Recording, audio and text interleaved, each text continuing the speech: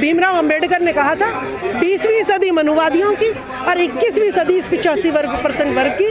हम मूछ भी रखेंगे, पगड़ी भी सजाएंगे और तुम्हें अपने पैरों की धूल भी बनाएंगे, ये हमारा वादा है। तो 21वीं सदी की तैयारी मानी जाए पूरी? बिल्कुल 21वीं सदी की तैयारी है, क्योंकि हमारे बच्चों का भविष्य, उनकी शिक्षा, जो हमारे पूर्वजों ने शिक्षा का अधिकार महात्मा ज्योतिबा फुले सावित्रीबाई फुले ने दिया था, संविधान में हमें नौकरी का अधिकार बाबा साहब भीमराव अंबेडकर ने दिया था, वो खत्म होता जा रहा है। तो 21वीं सदी में हमें उठ के आवाज करनी ही पड़ेगी। पंजाब चुनाव में और दिल्ली चुनाव में आम आदमी पार्टी को समाज के लोगों का अधिकांश वोट गया, लेकिन राज्यसभा में दिल्ली में भी 2 बनिया 1 ठाकुर, और पंजाब में भी राज्यसभा के लिए जो नाम आ गए, नामांकन भी हो गया, एक भी उसमें ओबीसी, एससी, एसटी और माइनॉरिटी नहीं है।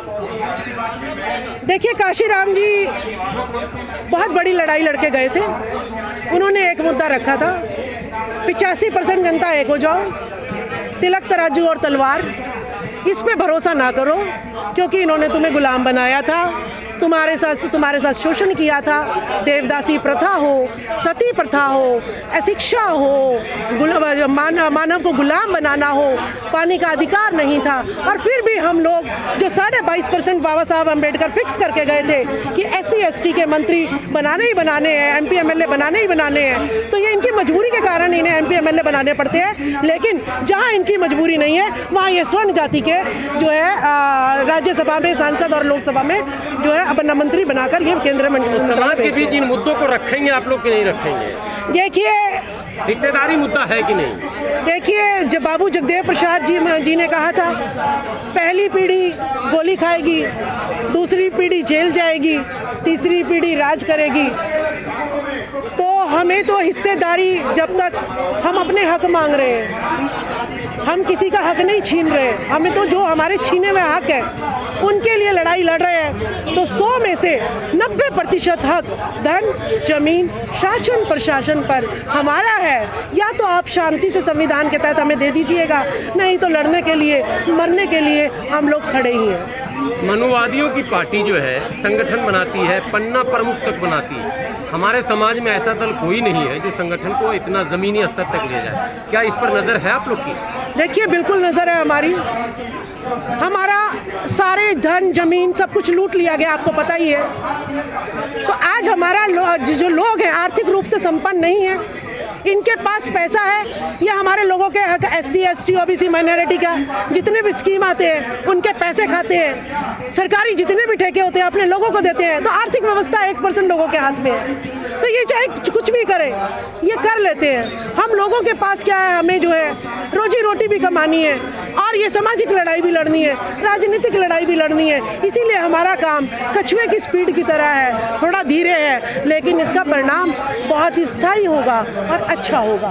देखिए, शहीद भगत सिंह जी ने एक नारा दिया था कि जिंदगी तो अपने ही दम पर जी जाती है, दूसरे के कंधों पे तो जनाजे ही निकलते हैं। तो उन्हीं की बात को बड़ा करते हुए बहुजन समाज की लड़ाई लड़ने के लिए हम आज अपने पैरों पर खुद चलकर जंतर मंतर, जिसे संविधान का मंदिर कह दीजिएगा, यहाँ पर हम लोग भारतीय महागठबंधन तीसरा मोर्चा एकत्रित हुए हैं ताकि दलित, पिछड़ा, अल्पसंख्यक और शोषित महिलाओं को उनके हक अधिकारी दिला सके।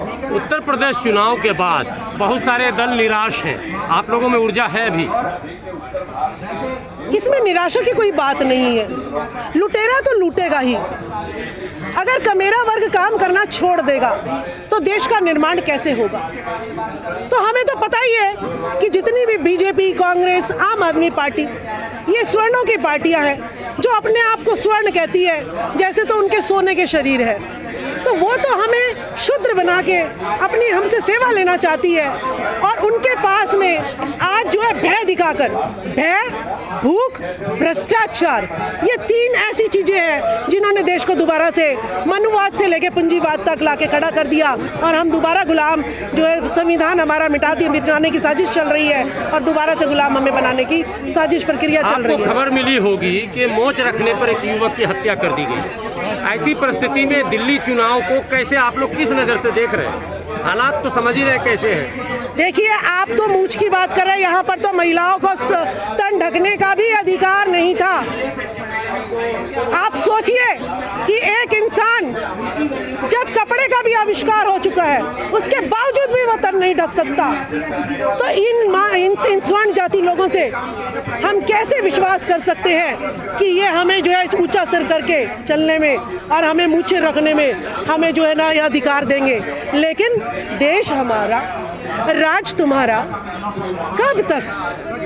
जब तक हमारी भोली भाली जनता जागरूक नहीं हो जाती तब तक। लेकिन वो सिर्फ टीवी चैनल के माध्यम से खत्म किया इन्होंने। जो आज भी उनका मिशन है, जो भगत सिंह जी का मिशन है, जो राजगुरु सुखदेव का मिशन है, वो हमारी खून में दौड़ रहा है। हमारे साथ मीडिया नहीं है, बड़े बड़े चैनल नहीं है, इसीलिए हमें जो है किसी का छीनना नहीं आता। हमें हक जो है लड़ाई कर सकते हैं, लेकिन गद्दारी नहीं कर सकते। यही कारण है कि हम थोड़ा सा धीरे चल रहे हैं, लेकिन हम इस धीरे गति से भी एक ना एक दिन ये SC ST OBC 85% जनता जो है, बाबू जगदेव प्रसाद कुशवाहा जी ने कहा था कि 100 का राज 10 का राज 90 पर नहीं चलेगा, नहीं चलेगा। 100 में से 90 भाग हमारा है, धन, जमीन, शासन और प्रशासन पर। इसको हम लेके रहेंगे, लेके रहेंगे। मैम, राजस्थान से एक खबर आती है जब ऐसी समाज के लड़का मूंछ रखता है और उसकी हत्या कर दी जाती है। इसको लेकर काफ़ी प्रोटेस्ट भी हो रहे हैं, लेकिन वहाँ पर सरकार कांग्रेस की है। कितनी उम्मीदें हैं? अभी तक कोई कार्रवाई नहीं है।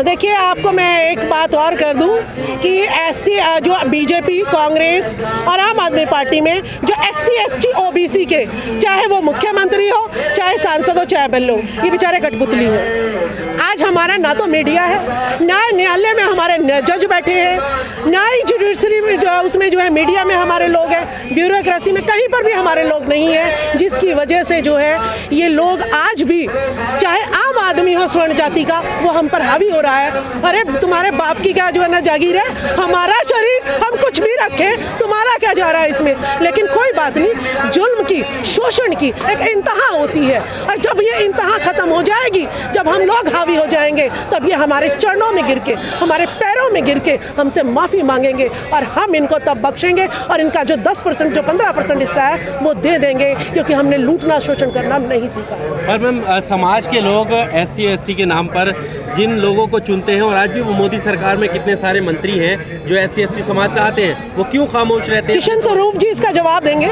जी। ये जो है पॉलिटिकल जस्टिस पार्टी से है। मैं पॉलिटिकल जस्टिस पार्टी का राष्ट्रीय कोषाध्यक्ष हूँ। आपने जो सवाल किया कि जो सरकारों में हैं, जैसे बीजेपी समझ लो, उसमें SC ST माइनॉरिटी के भी लोग हैं। तो अभी मैडम ने बोला अभी कि चाहे ये कितने भी बन जाए SC ST OBC माइनॉरिटी के लोग वहाँ पर मंत्री बन जाए कुछ, लेकिन इनकी चलेगी कुछ नहीं। इनको केवल स्टूल मंत्री बना करके छोड़ दिया जाएगा, इनकी कुछ औकात नहीं रहेगी वहाँ पर। तो इसलिए क्यों चुनती है इनको हमारे समाज के लोग? इसका मैं देती हूँ, इसका एक जवाब मैं देती हूँ। देखिए, बाबा साहब भीमराव अंबेडकर ने 22.5% SC ST समाज का पॉलिटिकल रिजर्वेशन दे के गए, तो इसीलिए सारी पार्टियों की मजबूरी है, वो SC ST के MLA MP और पार्षद बनाने को मजबूरी है इनकी। तो ये सिर्फ जो इनकी हाँ में हाँ रखे, उन्हीं लोगों को ये अपने MP MLA बनाते हैं।